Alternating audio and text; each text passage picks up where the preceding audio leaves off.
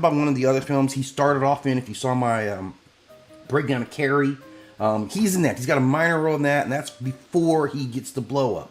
So he would get a couple of blow ups in his career, and I think this coincides with like his second big crest. I think this really revived him again, and he didn't do anything good with it. He did a bunch of bad movies. And then we add this director of photography, who we never talk about the director of photography. This guy does some good work, right? This is André Saloot, right? And he uses natural lighting in a way that we don't really see, right? So this guy, I mean, you probably won't see really good guerrilla lighting like this anymore. I don't think we'll see it. Film stock has changed. He picks a particularly gritty, caliber of a stock of film to shoot it, and his lighting, very deep, you can really see, he really brings out all the detail while still keeping it looking a little dark. And that's a skill. And then when you watch this, and I know you guys have probably watched the scene, there's no soundtrack, there's no music, and typically directors use music to get pacing. They don't do that in this.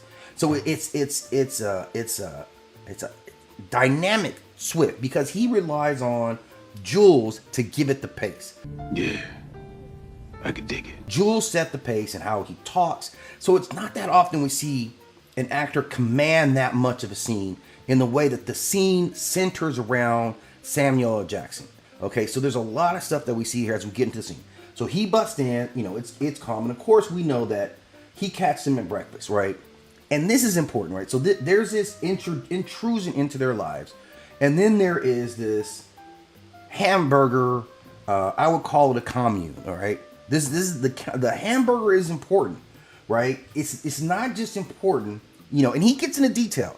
It's weird that an assassin, a guy who's here to kill you, would be this involved in this many personal questions. What kind of burgers, right? Where'd you get the burgers from, right? He's concerned. So we get into this whole side conversation, which is just a distraction. And we'll talk about what the director's doing later, but he's distracting your brain for a reason here. He's using commonality to lull you into this sense of calm. This go down easy and don't come up rough. Even though everything around it, like everybody should be panicking. And I don't know if I got a shot of it, but there's a guy that's laying on the couch there, and he's forced to lay down, despite everything about his instinct saying, I should be getting up. No matter what, if there's a threat in the room, I want to be standing on my feet. Samuel Jackson doesn't allow him to do that, and that's a level of like psychological control. So we're really seeing that. He's hanging out with the big dogs. And then there would be like the wordplay, and we're gonna get back to a couple things on the wordplay. And if you guys remember the English, motherfucker, do you speak it? Is linguistic domination. So again, this is all coming from this character, and we'll talk about the things like how he represents Marcellus Wallace, the sermon that he gives. This is the path of the righteous man, and I'm gonna get into detail about this.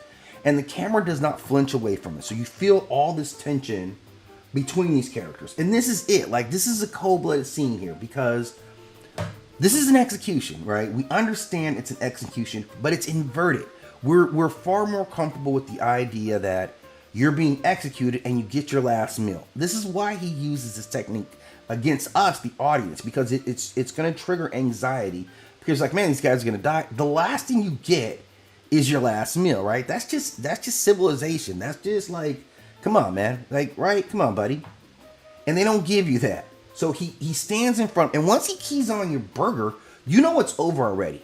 If a dude's gonna stand in your face and eat your burger, he has ill intent for you. If you are anywhere in the world, and someone comes up to you and looks you in the eyes and eats your food right in front of you while you have this look on your face, it's a bad business for you. It's not gonna go your way. The dynamic is not in your favor. Jesus scared too. And that's where he puts him at instantly. So Brett is instantly on guard. All right. And even this like banter back and forth, I can't usually get one because my girl, who cares? Like, you're about to kill me.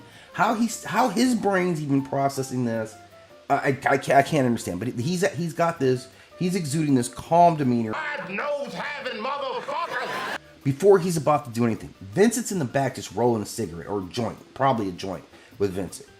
And this is kind of where we start to understand who these characters are. This is a modern mythology being told to us. Now, Jules, he singularly represents the angel of death. This is what